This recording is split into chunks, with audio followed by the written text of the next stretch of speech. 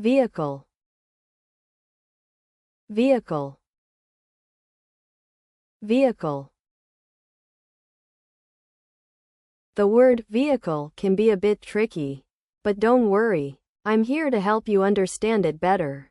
As a part of speech, vehicle is a noun, and it refers to any object that carries people, goods, or anything else from one place to another. In common usage, you'll often hear the word vehicle used to describe cars, buses, trucks, airplanes, trains, bicycles, and even boats.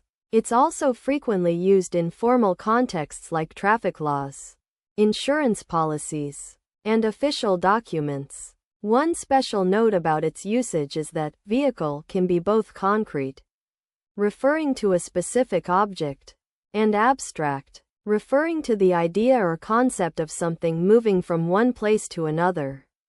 For example, you might say, I drive my vehicle to work every day, where vehicle refers to your car, or the company is investing in electric vehicles for the future, where vehicle refers to the idea of eco-friendly transportation.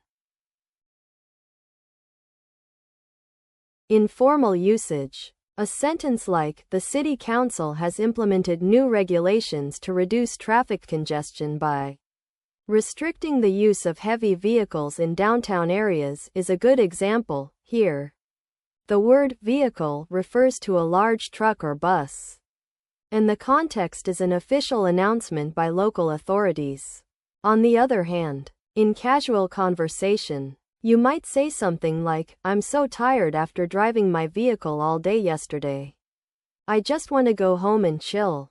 Where vehicle can refer to any type of car, truck, or motorcycle. In this case, the speaker is talking to a friend about their daily commute. In business or academic usage, you might use a sentence like, the study's findings suggest that fuel-efficient vehicles will play a significant role in the company's future transportation strategy. Where again, vehicle refers to a car or truck, but the context is professional and focused on a specific industry or sector. In this case, it's about corporate planning. So you're trying to learn about something that gets people and things from one place to another. It has 4 wheels, usually, and is designed to be self-propelled by an engine or motor. It can carry passengers, like in a car, or goods, like a truck. Some have 2 wheels instead of 4, but they're still powered by an engine. People use them for transportation, to travel short or long distances, and some are even used for leisure activities, like driving on trails or racing. Via, via, via. Let's talk about the word via. So, you're probably familiar with it from traveling or navigation contexts, like, I'm going to Paris via London, which means you'll be taking a route that goes through London on your way to Paris. In general, via is used as a preposition, and its part of speech can vary depending on the context in which it's used. Sometimes it's a conjunction or an adverb too. When we use via, we're usually talking about moving from one place to another, so you'll often see it paired with verbs like fly, drive, take, or go, and locations. A special note is that via has a pretty specific meaning. It's not just any kind of travel connection between 2 points. Rather, it implies that the first location, the one after via, is a stop you'll make on your way to the final destination. So if you say, I'm going via London, that means you're planning to stop in or pass through London before reaching your actual destination. I'd be happy to help you understand how to use the word via in different contexts.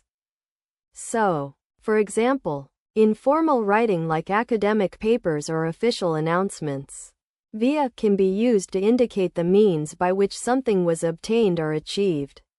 For instance, a researcher might write, the study's findings were made available via a peer-reviewed journal to show that the research was published and validated through a reputable scientific channel.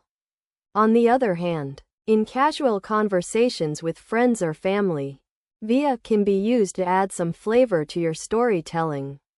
For example, you could say, I'm going to my cousin's house for dinner via Uber, because I didn't feel like driving myself, to share a light-hearted anecdote about how you got there. Finally, in business or professional settings, via can be used to highlight the efficiency and effectiveness of a process or system. For instance, a company might tout that their customer support service is available via phone, email, or online chat, to show that customers have multiple convenient options for getting help. So, you're trying to learn about via, actually. I'll just call it by its other name. Through. So, through is an amazing little word that helps us show how something happens from start to finish. Its main characteristic is that it shows a journey or movement between 2 points. And it can be used with locations like cities, countries, roads, or even ideas. You might hear someone say they're going to Paris, France through London, England, which means they'll go through the city of London on their way to Paris. It's very similar to another concept called across. But while across usually implies a more direct path from one side to the other, through often suggests a journey or movement that involves passing through something, like going through customs at an airport. As for how it's used, you can use through in all sorts of situations, like when giving directions, explaining a process, or even talking about your plans and dreams. Virtual. Virtual. Virtual. Let's talk about the word virtual. The part of speech is an adjective, which means it describes a noun or pronoun. In common usage, people use virtual to describe something that exists in a digital form, like a virtual reality game or a virtual assistant on your phone. You can also use it to describe something that's almost real or very similar, such as a virtual tour of a museum or a virtual meeting with colleagues who are physically far apart. A special note about its usage is that virtual often implies a sense of separation from the physical world, so be careful when using it to avoid confusion with words like real or actual. In a formal setting, such as a conference presentation, you might say, the virtual reality experience allowed attendees to explore the exhibit in an immersive and interactive way, blurring the lines between physical and digital spaces.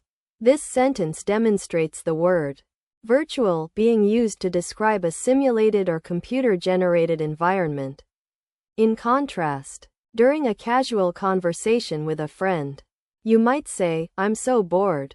I wish I could just teleport into this virtual world where nothing is boring, using the word virtual to refer to a fantastical or imaginary place. On the other hand, in a business or academic context, such as a report on market trends, you might write, the company's adoption of virtual meetings has led to a significant reduction in travel costs and an increase in productivity, making it an attractive option for remote work arrangements. So you're trying to understand what I mean by a computer-based simulation of an experience or place that we can interact with. Okay, let me break it down for you. This kind of thing is like a pretend world that's created on a computer, where you can go and do things as if they were really happening. It's like being in a movie or a game. But instead of just watching, you get to be right there in the action. You might use it to practice a language. For example, by having conversations with someone who speaks the language fluently, or to learn about a new subject by exploring a simulated environment. Some other words that mean similar things are simulator, game, or interactive software. So if you're looking to try something out before it happens in real life, or just to have some fun and be creative, this is the kind of thing you might use.